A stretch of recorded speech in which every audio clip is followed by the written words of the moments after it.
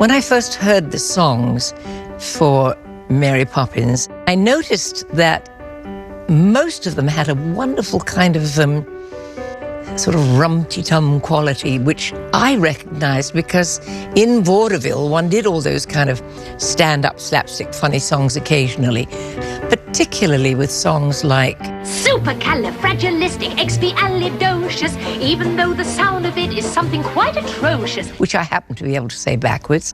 Docious ali expiastic fragicalirupus. That's approximately.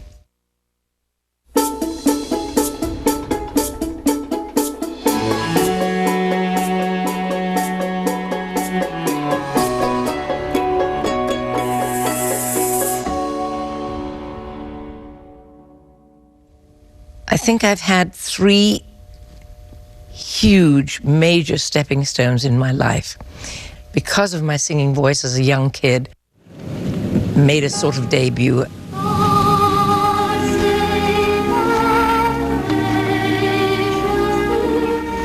And then the second great stepping stone was going to Broadway. And then, on top of all that good fortune, along comes a third chapter in my life, which is that Walt Disney asks if I'd like to go to Hollywood, and then the rest happened. I don't know anybody that could be more lucky. I really don't. My mother and my stepfather were in vaudeville. She was a fine pianist, and my stepfather was a fine tenor. Garden wall when stars were bright. I guess I was either underfoot or a nuisance or whatever.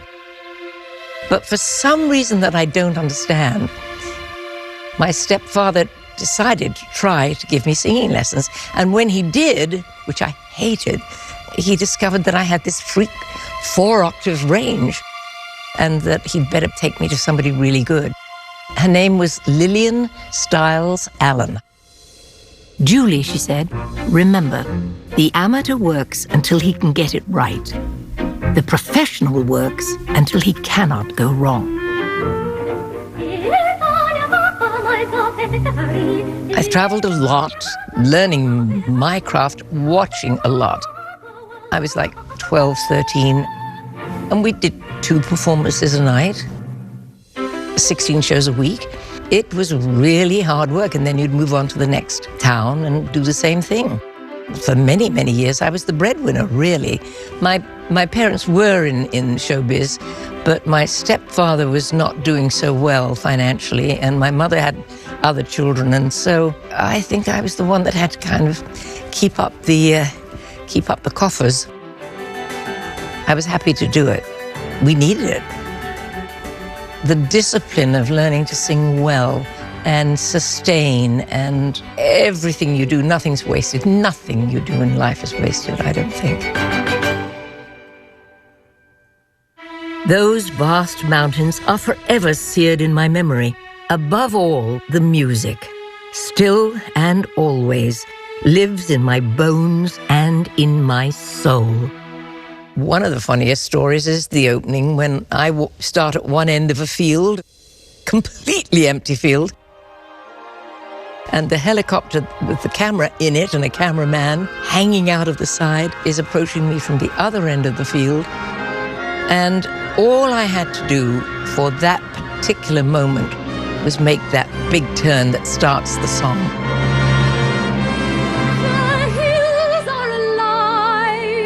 the sound of music. But the only trouble is the downdraft from that helicopter's jet engine was incredibly strong, and it just flattened me into the grass every time. I would end up spitting hay and straw and mud and God knows what. And finally, I looked up at him as he was going around me. I said, could you just go and make a wider circle? And all I got was, great, let's do one more, you know. Me, a name I call myself. I'm awfully pleased I made it. I couldn't be more grateful. So, a needle pulling thread. It is a beautiful film. It's a beautifully crafted movie.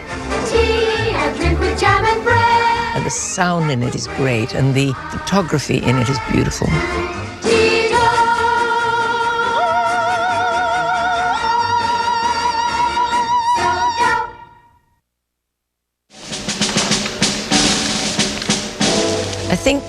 The Americanization of Emily is one of my favorite films.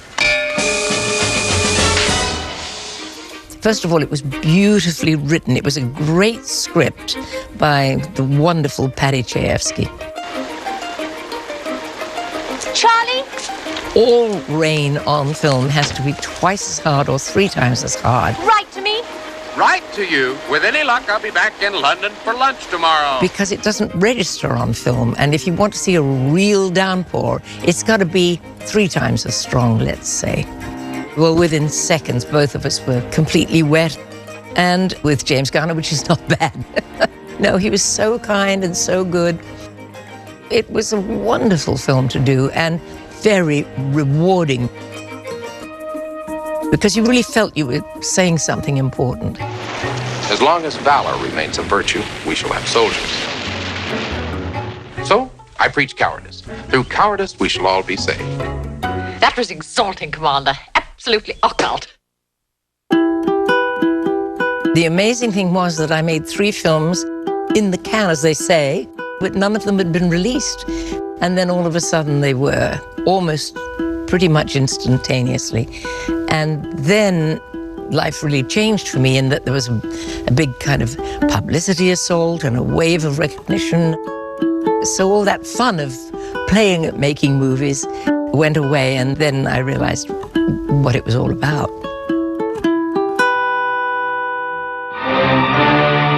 Now, James Michener's monumental novel, his beautiful, fierce vision of paradise comes to life.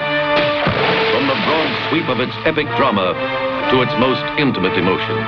George Roy Hill directed Hawaii and then later directed me in Thoroughly Modern Millie, 2 totally different films. He rode me hard when we first began the film. And he wanted me to be very, very, very still and serene, which, as you can probably tell, is rather hard for me. It's broken. No, it's just temperamental. Try it again. I love Thoroughly Modern Millie. It was just so silly and so light after the heavy weight of Hawaii. Some showgirls used to practice their routines in here. I think it did something to the machinery. Everybody tap, tap, tap, tap, tap. Everything about it, some of the dialogue, and it was flapper time and being slightly cam. Raspberry! And, cutting up a little bit. Do you have a mo? A what? One of my favorite things in Millie was when Millie is sitting in between John Gavin and James Fox, and they're talking about my friend Mary Tyler Moore, who's been kidnapped. And all Millie is doing is looking this way and this way. And they say, do you think it's possible that, oh, I would think so. You really think so? Oh, my God. Do you realize that what they would do? But they never finish the sentence. And finally, Millie just goes...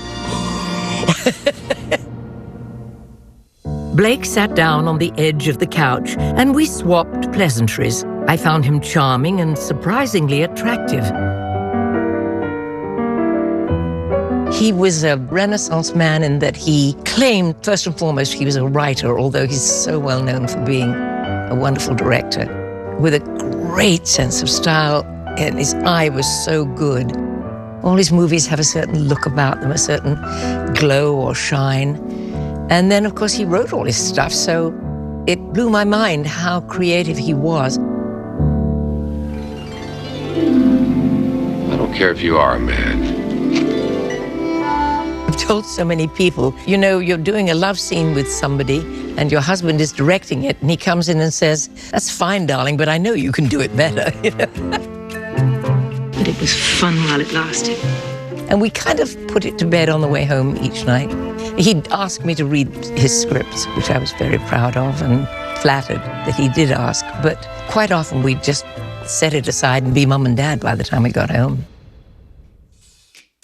This afternoon, Andre Cassell is going to meet Europe's greatest female impersonator. Hold it. What's wrong? What's wrong? What's right? A woman pretending to be a man, pretending to be a woman? Oh, baby, won't you play me the jazz hot? Maybe and I asked him one day, I said, darling, no one is going to believe that I'm a guy. Blake said, on the contrary, I've written into the movie that the audience within the movie believes wholeheartedly that you are a female impersonator.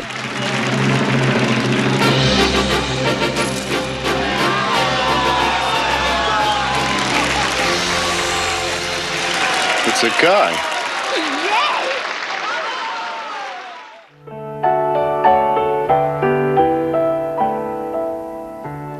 Crazy world, every day the same old roller coaster ride.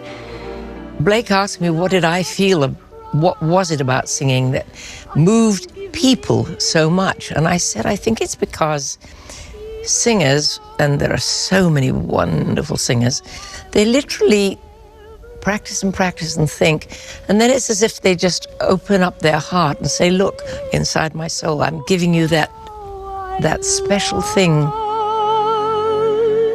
that hopefully makes you feel better and certainly is a joy to give. It is revealing your soul.